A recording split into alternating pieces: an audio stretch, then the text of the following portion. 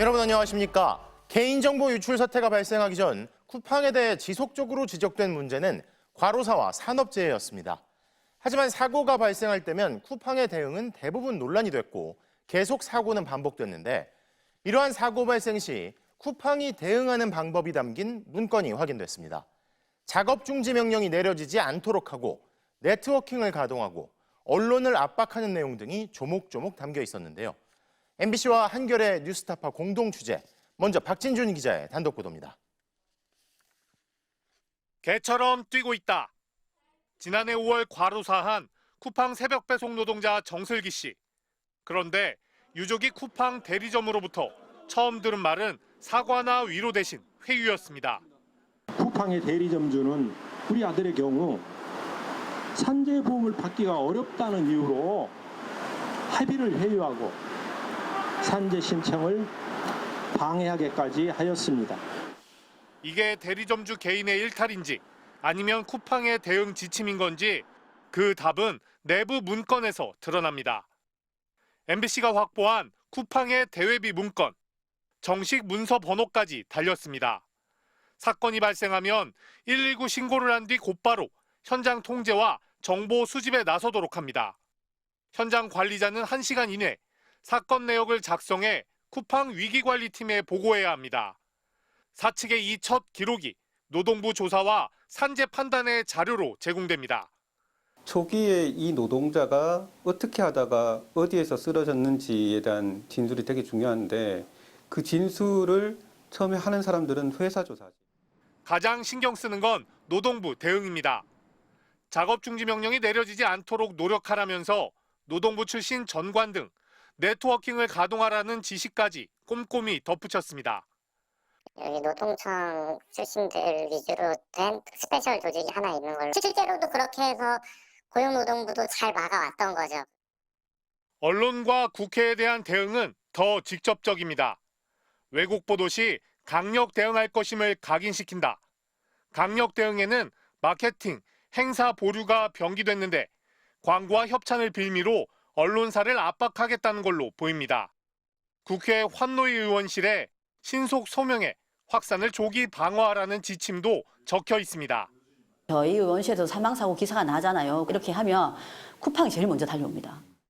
쿠팡 측은 해당 문건은 공식적으로 승인된 문서가 아니며 동일된 문서 번호에 다른 규정이 존재한다고 주장했습니다.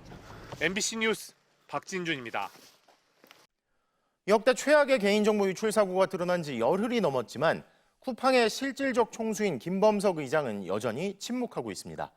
자신이 책임자라고 했던 박대준 대표는 갑자기 물러났고 대신 미국인 임시대표가 다음 주 국회 청문회에 나선다는데요. 최고 의사결정권자라던 김 의장은 숨고 방패만 바뀐 듯한 모습입니다. 이지수 기자의 보도입니다. 쿠팡 박대준 대표이사가 전격 사임했습니다. 고객 3,370만 명의 개인정보 유출 사실이 공개된 지 열 하루 만입니다. 박 전 대표는 국민께 실망을 드려 매우 송구스럽게 생각하며 책임을 통감하고 모든 직위에서 물러나기로 했다고 밝혔습니다. 동시에 쿠팡 모회사 미국 법인은 직접 사태를 적극 수습하겠다면서 헤럴드 로저스 최고 관리 책임자를 임시대표로 선임했습니다. 국회는 최고 의사결정권자인 창업주 김범석 의장을 다음 주 청문회 증인으로 채택했는데 쿠팡 측은 김 의장의 출석 여부는 함구한 채 로저스 임시대표가 출석할 거라고 밝혔습니다. 사임한 박 전 대표는 자신이 책임자라며 김범석 의장 책임론에 선을 그어왔습니다. 제가 한국 법인의 대표로서 끝까지 책임을 지고 사태가 조기에 수습되도록 최선의 노력을 다하겠습니다. 정작 자신도 원인 규명이나 고객 보상을 책임지고 마무리하지 않은 채 떠났고 이후에도 김범석 의장이 아닌 미국인 임시대표가 국회에 방패로 나서는 모양새입니다. 앞서 김 의장은 중대재해처벌법 시행을 앞둔 지난 2021년 경기도 이천 물류센터 화재를 계기로 등기이사와 의장직에서 물러났습니다. 이후 미국에 머물며 노동자 사망 등 국내 사고에 아무 책임을 지지 않아 왔습니다.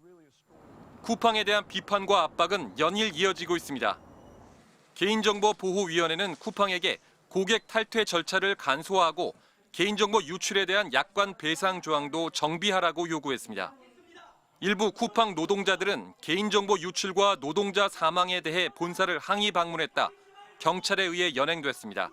MBC 뉴스 이지수입니다. 이재명 대통령이 헌법상 정교분리의 원칙을 위반한 종교법인에 대해 해산을 검토하라고 지시한 상황에서 이렇게 통일교가 김건희 씨와 국민의힘 정치인뿐 아니라 민주당 인사에게도 불법 자금이나 선물을 전달했다는 의혹이 불거졌죠. 이러면 대통령실이 위축되지 않겠냐는 관측도 나왔지만 이 대통령이 즉시 내놓은 메시지는 분명했습니다. 여야는 물론 지위 고하와도 관계없이 엄정하게 수사하라고 지시한 겁니다. 김재경 기자의 보도입니다. 이재명 대통령이 특정 종교단체와 정치인 간 불법적 연루 의혹에 대해 여야, 지위고하와 관계없이 엄정하게 수사하라고 지시했습니다. 통일교 인사들이 벌인 전방위 로비의 대상에 김건희 씨와 국민의힘 인사들뿐 아니라 여당 인사도 포함됐다는 의혹이 불거지자 여야 구분 없이 수사하라며 정면 돌파에 나선 겁니다. 이 대통령은 지난 2일과 어제 국무회의에서 정치 개입과 불법 행위를 일삼는 종교단체에 대해 해산 방안을 찾아보라 지시한 바 있습니다.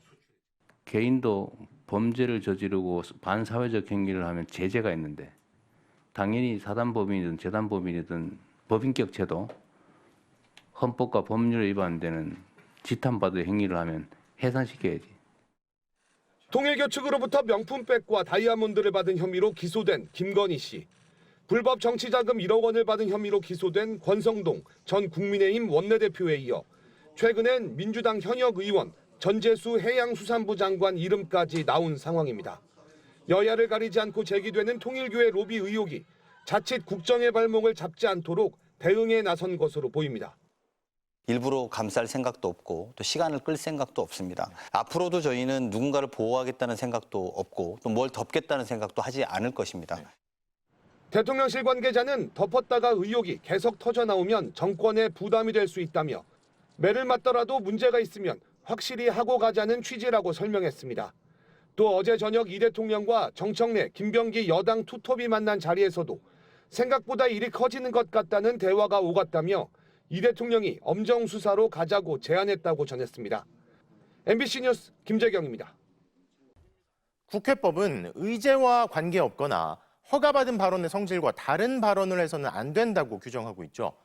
어제 국민의힘 나경원 의원의 무제한 토론을 중단시킨 우원식 국회의장도 이 부분을 지적했는데요. 당시 상황을 이문현 기자가 짚어봤습니다. 필리버스터 첫 토론 주자로 나선 국민의힘 나경원 의원이 단상에 올라갑니다. 국회의장에게 먼저 인사하는 게 관례인데 나 의원은 우원식 의장을 쳐다보지도 않았습니다. 인사를 왜 안 하냐는 우 의장의 지적. 인사 안 합니까? 두 사람이 초반부터 거세게 신경전을 벌인 건데 우 의장이 문제를 삼은 건 발언 내용이었습니다. 여러분들이야말로 국회를 깔고 앉아서 입법 독재를 하는 입법 내란 세력이라고 말씀드립니다, 여러분. 가맹사업법과 직접 관련 없는 여당 비판이 이어지자 우 의장은 결국 발언 13분 만에 마이크를 꺼버렸습니다. 마이크 국회법 102조 의제외 발언 금지, 145조 회의 질서 유지를 근거로 나 의원의 발언을 차단하고 정회까지 선포한 겁니다. 굉장히 자제하고 있는데 이렇게 하면 정상적인 의사 진행이 안 됩니다. 의제외 발언이 논란이 됐던 건 이번이 처음은 아닙니다. 필리버스터를 할 때마다 비슷한 지적들이 이어졌지만 의제의 범위를 폭넓게 해석해 발언을 허용하는 경우가 대부분이었습니다. 어떤 것이 의제 내이고 어떤 것이 의제 외인지를 간접적인 관련성을 갖는 부분까지도 확대해서 생각을 해야 된다. 최소한의 품격을 지키자는 암묵적 합의가 있었기 때문에 가능한 일이었습니다. 국회의장은 인사도 하지 않은 나 의원을 예의 없다고 생각하고 인사하라는 법은 없습니다. 인사 안 하고 올라오는 사람의 인격에 관한 문제고 나 의원은 의회 독재라고 주장하며 인사 안 하는 이유가 있다고 반발합니다. 민주당이 이런 말을 저한테 할 자격이 있습니까? 의회 독재를 횡행하면서 무제한 토론 중 국회의장이 마이크를 끈 건 1964년 이후 61년 만입니다. 내일 임시국회 본회의에서도 국민의힘이 필리버스터를 강행할 방침이라 반도체 특별법 같은 주요 법안들의 연내 처리는 더욱 불투명해졌습니다. MBC 뉴스 이문현입니다. 최근 테슬라가 우리나라에서 처음으로 자율주행 서비스를 도입했는데요. 우리나라 차는 언제쯤 자율주행이 되는 건지 궁금하셨죠? 현대차그룹이 소비자들에게 보란 듯 실제 도로를 자율주행하고 있는 자율주행 영상을 처음으로 공개하고 나섰습니다. 자율주행 대중화가 한껏 가까워진 걸까요? 오혜정 기자가 짚어봤습니다. 도로를 달리는 차량 내부, 운전자는 핸들을 잡지 않고 있습니다. 신호에 맞춰 좌회전하고 도로 출구도 알아서 찾아나갑니다. 우회전 직후 다음 교차로에서 우회전에 들어오는 차를 예측하고 차선도 바꿉니다. 영상에서 자율주차 기능을 설명하는 대목, 차량 외부 모습이 공개됩니다.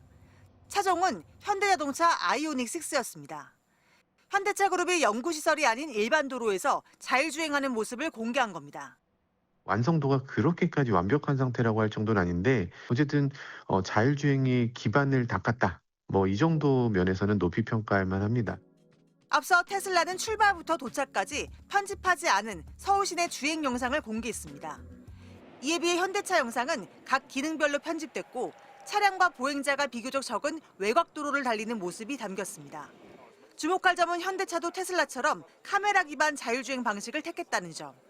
한 개에 1억 원대인 레이저 센서, 라이다 방식을 포기하고 비용이 저렴해 대중화가 쉬운 카메라 방식을 선보인 겁니다. 8개의 8메가픽셀 카메라와 1개의 레이더를 통해서 도로 형상과 상황을 인지하면서 영상 공개 시점도 흥미롭습니다. 지난달 테슬라는 국내에 자율주행 서비스를 개시했고 현대차는 수세에 몰린 상황입니다. 이어 자율주행 총책임자인 송창현 본부장이 사임하면서 업계에선 경질설이 퍼졌습니다. 그러자 2027년 자율주행 도입을 공언해온 현대차가 소비자들이 직접 한번 보라는 듯 영상을 공개한 겁니다. 대부분 주행을 스스로 판단하는 수준이지만 운전자 개입 없는 완전 자율주행까지 되는지 불확실하다는 게 업계 대체적인 평가입니다. MBC 뉴스 오혜정입니다.